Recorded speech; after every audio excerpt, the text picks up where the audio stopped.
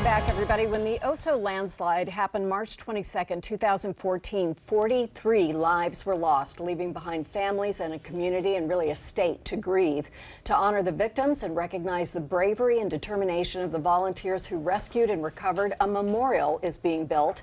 That effort, though, requires both money and commitment, so there might be some assistance we can give. Here today is Dane Bruner, who lost his sister Summer Raffo in the slide, and Tom Tigan, Director of Snohomish County Parks. It's good to have you both here. Thank you. Morning. There's not much peace that comes over time, is there? No, there isn't. My peace and my therapy right now is building this memorial. Tell me a bit about your sister. My sister Summer was the hardest working woman I've ever seen in my entire lifetime.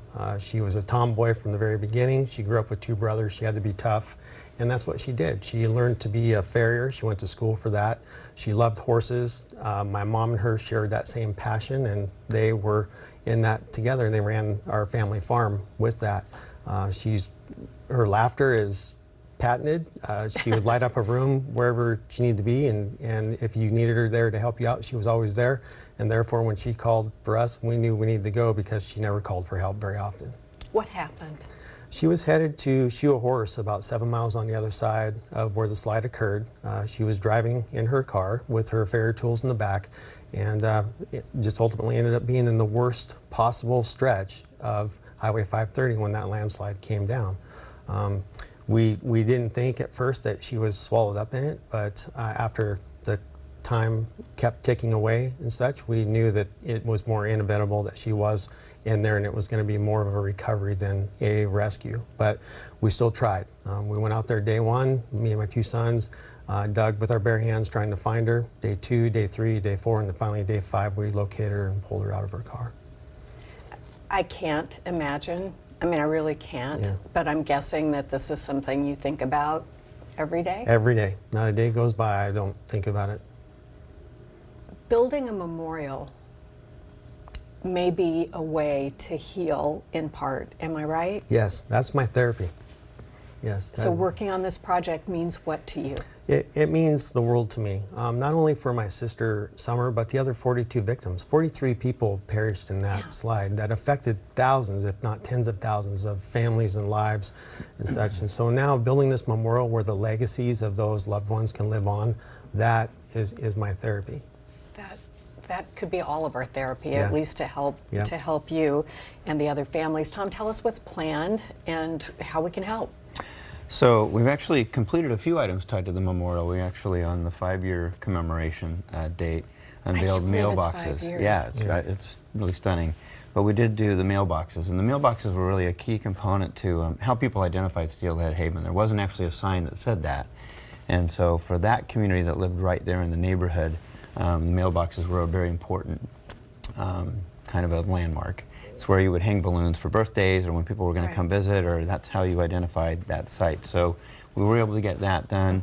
We've been moving forward. We did repave the trail, the White Horse Trail through that segment. We'll be reopening that later this year. We're doing a barrier to keep people outside the slide. Of course, the entire slide site is sacred ground, and that's a memorial site. So we've been kind of slowly working towards things, but the more long-term proper memorial is really where we're at now, is putting that together. And that's been driven by the families. That really started there first and started, months after the slide. We had our first meetings to talk about what could a memorial look like and where would it be? Would it be, in Arlington or Darrington or somewhere else? And folks really felt like it needed to be there. At the concept plan, can you kind of talk us through this? Yeah, well, so, really there's a sense of arrival. You come in and you park, and then you work through the memorial site, and you'll see the area that really talks about the interpretation of the site, what actually happened, what was the slide, the geologic factors, those types of things. Then you'll also have really the community response. All those non-first responders that were there immediately, folks like Dane and folks that lived in the valley that came out, and then the first responder community that came out in droves.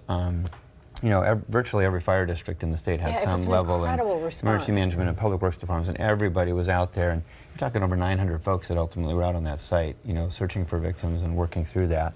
And then really the community as a whole, how they came together after that, how they rallied around each other, and the resilience of both these families and the communities are really stunning. And that's really an important component of the slide. And then also then the individual memorials, and that's a very important piece, is that each of these, the families or individuals will have a place to go to that's, the current trees are wonderful. Washington did a great job, Governor Inslee and his team, putting the 43 trees in. But what these families are looking for is a place that really is their own, where they can commemorate the lives and celebrate birthdays and anniversaries and times together and do that, you know, for the next several generations. As we should all want, right, for Yes. everybody who perished. How can we help? For those of us who want to, you know, contribute or volunteer, what are the areas in which we can be helpful? There is a website that's set up as www.slidememorial.com, Okay. and there are various links on there for it shows what we've done in the past for fundraising, what we're going to do in the future for fundraising, and then if you would just like to donate right off of that link, you can donate to our nonprofit organization. That's cool. Yeah. Hope Unlimited is doing as being the Yeah. fiduciary agent for this, so it's not really the county's place to do that. So we have a non-for-profit 501c3.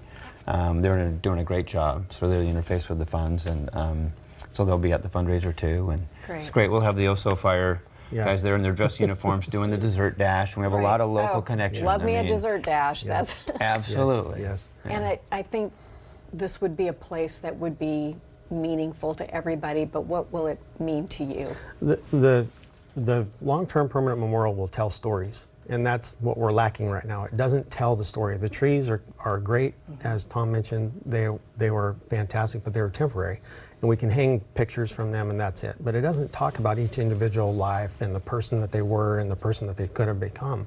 And so what we want is something that tells a story, something that tells a story about the event, something that tells us a story about our loved ones of the victims and the survivors, the response, the first responders, and the communities that this all affected.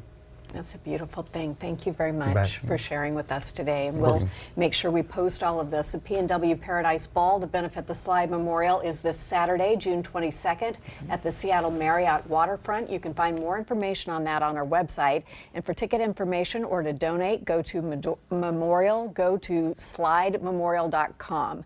I sort of made that confusing, but we'll make sure it's all right on our website. More New Day after this.